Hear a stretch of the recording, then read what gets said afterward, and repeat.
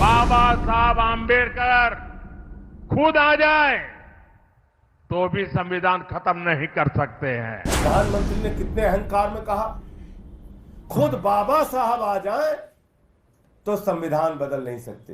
गीता है, रामायण है, महाभारत है, बाइबल है, कुरान है, ये सब कुछ हमारे लिए हमारा संविधान है।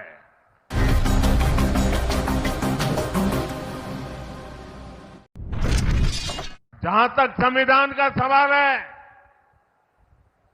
आप मान के चलिए और मोदी के शब्द लिख के रखिए, बाबा साहब आम्बेडकर खुद आ जाए तो भी संविधान खत्म नहीं कर सकते हैं।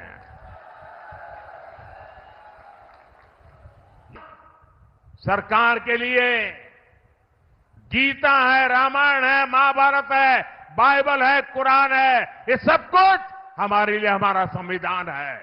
संविधान सरकार के लिए गीता है, रामायण है, महाभारत है, बाइबल है, कुरान है, ये सब कुछ हमारे लिए हमारा संविधान है। प्रधानमंत्री ने कितने अहंकार में कहा, खुद बाबा साहब आ जाए तो संविधान बदल नहीं सकते। ये किस बात का चैलेंज आप दे रहे हैं बाबा साहब को? बाबा साहब ने तो एक बच्चे को जन्म दिया है संविधान के रूप में, उसका कत्ल वो क्यों करेंगे? वो क्यों कोई बदलाव करेंगे? इसका मतलब बदलाव की मंशा आपके और आरएसएस के और संघ के मन में और नागपुर में बैठे हुए लोगों के मन में है।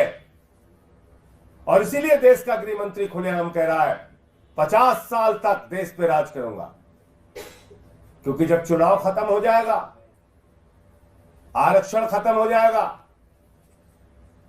रसिया के पुतिन का राज हो जाएगा, किम जोंग का राज हो जाएगा, तो क्या जरूरत है चुनाव कराने की?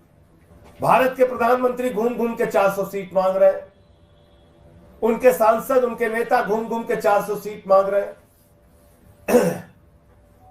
ये 400 सीट उनको अपने काम पे नहीं चाहिए, इस बात पे भी नहीं चाहिए कि उन्होंने बेरोजगारों के लिए क्या किया, नौकरियां दी कि नहीं दी, महंगाई कम किया कि नहीं किया, किसानों की आय दोगुना हुई कि नहीं हुई, सबको पक्का मकान मिला कि नहीं मिला, काला धन आया कि नहीं आया, 15 लाख खाते में गया कि नहीं गया। इन सवालों पे वो चुनाव में वोट नहीं मांग रहे, अपने किसी काम की चर्चा नहीं करते। इलेक्टोरल बॉन्ड के भ्रष्टाचार हो, चाहे नोटबंदी का भ्रष्टाचार हो, किसी मुद्दे पर चर्चा नहीं करते वो।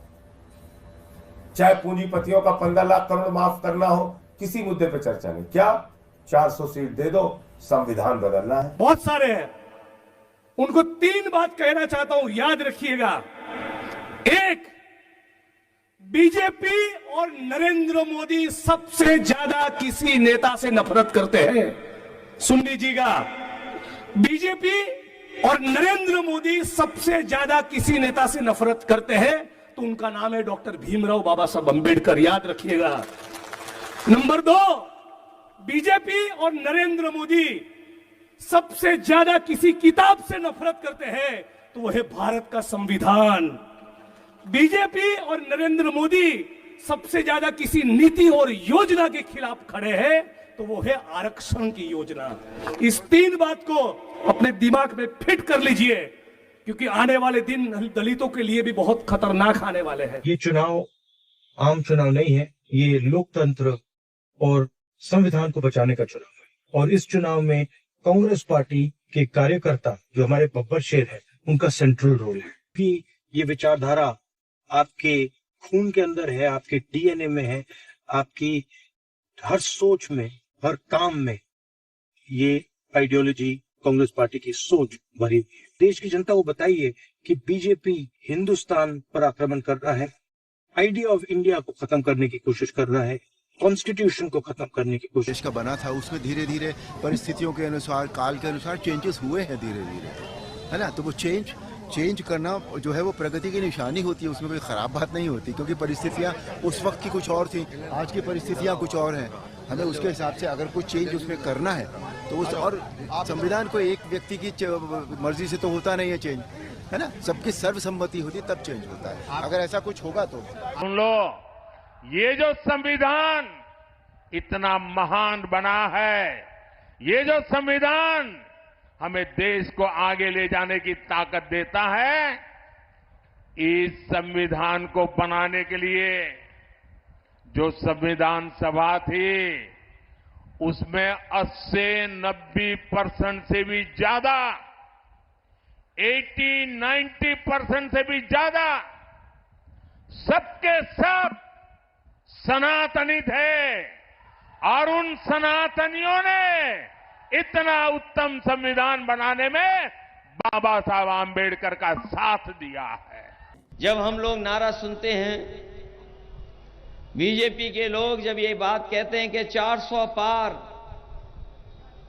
और जब उनके तमाम नेता जो देश के कोने कोने में हैं उनके स्टेटमेंट जब आते हैं तो लगता ये है कि 400 पार का ये नारा इसलिए दे रहे हैं कि ये बाबा साहब भीमराव अम्बेडकर जी का दिया हुआ संविधान को बदलना चाहते हैं। जो लोकतंत्र हमें मिला है, न जाने कितने हमारे हिंदू मुस्लिम सिख भाई जिन्होंने मिलकर के आजादी दिलाकर के कुर्बानियां देकर के हमें लोकतंत्र दिया, और सच्चाई तो यह है कि दुनिया का सबसे खूबसूरत लोकतंत्र अगर कोई है तो वो हमारे भारत का है।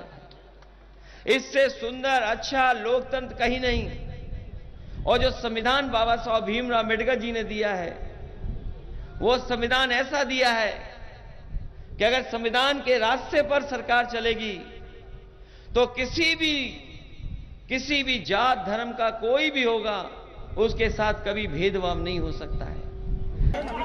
हम इतना जानते हैं कि बाबा साहब भीमराव अम्बेडकर जी का संविधान जो है देश का सबसे पवित्र किताब है, और उस पवित्र किताब को खत्म करने के लिए भाजपा के सभी प्रत्याशी खुलेआम बोल रहे हैं कि संविधान को खत्म किया जाएगा जब मोदी जी को प्रचंड बहुमत मिलेगा।